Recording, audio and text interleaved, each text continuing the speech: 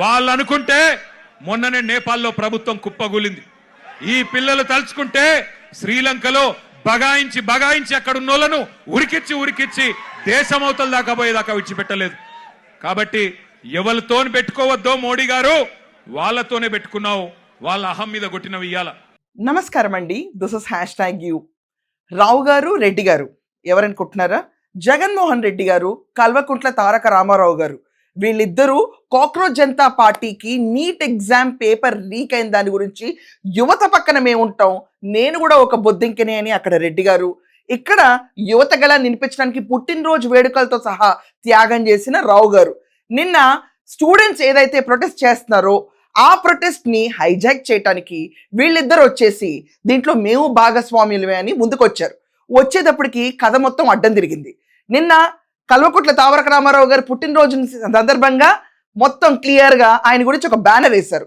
ఆ బ్యానరే ఇక్కడ మీకు కనిపిస్తుంది, కానీ క్లియర్ గా ఎడిటర్ ఒక్కసారి ఆ బ్యానర్ వేయండి. ఈ బ్యానర్ పెద్ద హల్చల్ గా మారింది.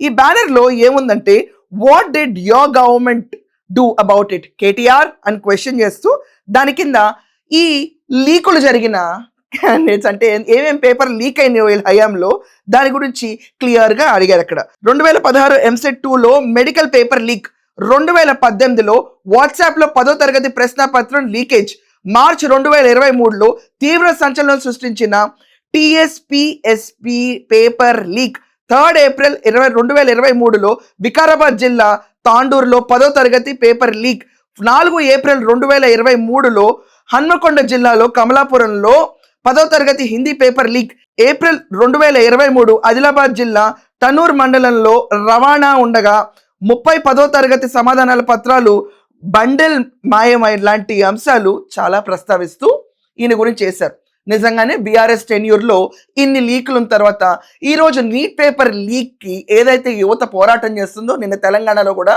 ప్రతి చోట పార్టిసిపేషన్కి ముందు వస్తారు. Now when going to Reddy గారు, రావు గారి కథ ఇలా ఉంది. రెడ్డి గారి కథకి వెళ్తే ఎయిటర్ ఒకసారి ఏంటి ఇక్కడ మన రెడ్డి గారు బొద్దింకలు ఎలా పుడతాయి, తను ఒక బొద్దింక అన్నాడు. ఈ మాదిరిగా ఇబ్బందులు పెట్టే కార్యక్రమాలు ఒప్పుకోకుండా ఇబ్బందులు పెట్టే కార్యక్రమాలు చేస్తే కాక్రోచెస్ లేస్తాయి, గుర్తుపెట్టుకో చంద్రబాబు అని చెప్తా ఉన్నా.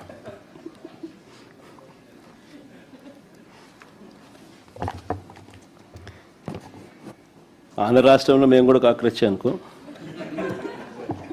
ఈ క్యాండిడేట్ గురించి చెప్పే ముందు మన రెడ్డి గారి గురించి క్లియర్ గా గుర్తుపెట్టుకోవాలి. 10వ తరగతి ప్రశ్న పేపర్ ని కొట్టేసి వెళ్ళిపోతుంటే ఆమ్ని కారులో పోలీసులు అడ్డుకుని ఆ కేసుని కానికుండా ఆ రోజు రాజశేఖర్ రెడ్డి ఎన్ని తిప్పలు పడ్డాడో ఈ కారణ జన్ముడి గురించి ప్రతి ఒక్కరికి తెలిసింది. దీని గురించి ఒక్క ఖండన రాదు. మన అభ్యాసం మొదలు పెట్టిందే పేపర్లు కొట్టేయడానికి. ఈ పేపర్లు కొట్టేయడంతో ఆగిందా? లేదండి బాబు, మనకు కూడా బొచ్చుడు లీకు వీరులు కబుర్లు చెప్తారు. ఇక్కడ మీకు ఒక స్లైడ్ వస్తుంది, ఈ స్లైడ్ చూడండి, మీకు అర్థమైపోతుంది. మే 2022లో SSC 10వ తరగతి question paper leak, Telugu, Hindi and other SSC papers were leak in WhatsApp before or during the examinations. ఆంధ్రప్రదేశ్లో మన జగన్మోహన్ రెడ్డి గారి హయాంలోనే ఇవన్నీ జరిగినాయి. దాని తర్వాత village ward secretariat recruitment examination controversy 2019లో, అక్కడ కూడా లీకులు. ఇది కాకుండా మనం చూసుకుంటే ఇన్ని లీకులు పెట్టుకుని వీళ్ళేదో ప్రజల కోసం మేము ఉన్నాము, యువత ఓట్లన్నీ మాకే పడతాయి, ఈ రోజు అర్జెంటుగా మేము రియాక్ట్ అవ్వకపోతే మమ్మల్ని మించిన దేశద్రోహుల్లాగా ఎవరు చూడరు, we have to react. And ఇది కాకుండా ఇక్కడ రావు గారు అయితే డిఫరెంట్ వర్షన్, రేవంత్ రెడ్డి గారి పైన మొత్తం బాణాలు పెట్టి కొట్టేస్తాడు అక్కడి నుంచి. సార్, మీరు వెళ్ళిన వేదిక ఏంటి, మీరు మాట్లాడుతుంది ఏంటి, మీ ప్రభుత్వంలో జరిగిన లీకులకే మీరు సమాధానం చెప్పలేరు. అక్కడ రెడ్డి గారు ఛానల్ మొత్తం కూర్చుని CGP ప్రొటెస్ట్ ని హైలైట్ చేస్తూ ఎక్కడా సిగ్గుపడకుండా మేము మీ వెనక వాళ్ళు ఉన్నామని ప్రొజెక్ట్ చేస్తున్నారు. మరి మీ కొట్టేసిన పేపర్ సంగతి ఏంటి? దాని తర్వాత ఈరోజు మీ ప్రభుత్వ టైంలో జరిగిన లీకుల గురించి ఏంటి? మీరే చెప్పాలి. లీకుల గురించి ప్రజలు వినాలి, యువతని మీరు ముందుకు తీసుకెళ్తారు. మీ చేతుల్లో బాధ్యత తప్పు చెప్తే ఎలా ఉంటాయో రావు గారు, రెడ్డి గారు, మీ అందరికీ ఒక నమస్కారం. సో చెప్పండి, వీళ్ళ మద్దతు ఇచ్చేది? దీని గురించి మీ ఒపీనియన్ ఏంటో కొంచెం ఖచ్చితంగా రాయండి. That's all for now. Thank you.